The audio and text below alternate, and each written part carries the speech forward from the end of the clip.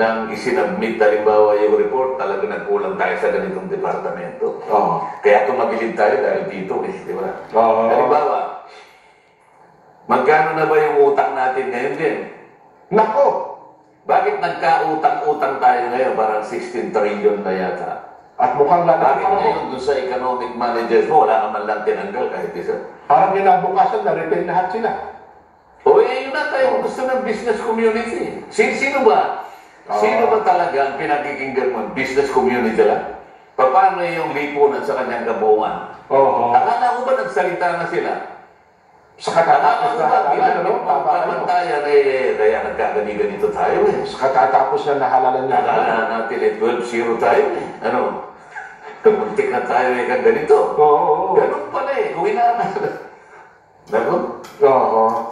Hindi, baka naman kung pagbalik ng Pangulo, Sen, ay doon natin makikita kung sino-sino talaga ang alisin. Pero,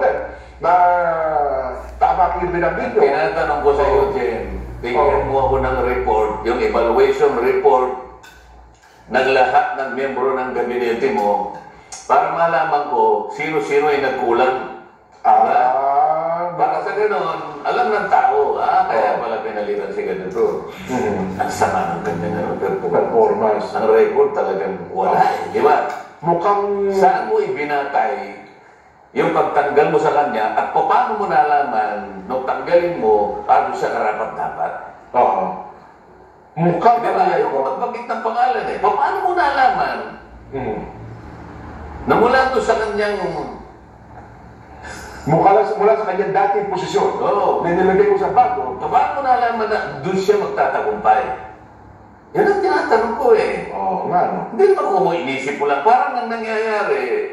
Teka muna, parang... ilagay muna natin. Parang... ayaw ko yung tentative na gano'n eh. Ayaw ko yung... dapat decisive. Trial and error. Basta ang gusto ko, kung ako akin na yung mga report. Asan ba yung ganito? Dito. Tanggalin mo, dalhin mo. Ito, ayaw ko na ito. Kasi kung underperformance ang problema, lalo na kung corruption ang problema. Sa pagkakas. Pero yan naman yan eh. Ay, talagang hindi ka nakagalit sa tungkulin mo, o kaya nakitaan ka ng katiwalian. O, sabay. Nasaan ang puwang para ikaw ilagay ko pa doon sa isa? Tama. Underperforming ka eh. O kaya may issue ka ng corruption. Pagkalagay ko ba doon sa isang posisyon, hindi ka na mamumurap? Ito hinahanap ng tao. Kailangan seryoso tayo, Jen, hindi... Pero mukhang ang pagbabatayan, Sen, ang hinahanap niyo po ay talagang performance. Mukhang, ako personal, masasabi ko, wala nun. Mukhang ang naging batayan lang dito ngayon. Bakit ko i-announce yung wholesale reset ng burokrasya? Kasi i-reset. Mag-sumiti kayo lahat ng courtesy resignation.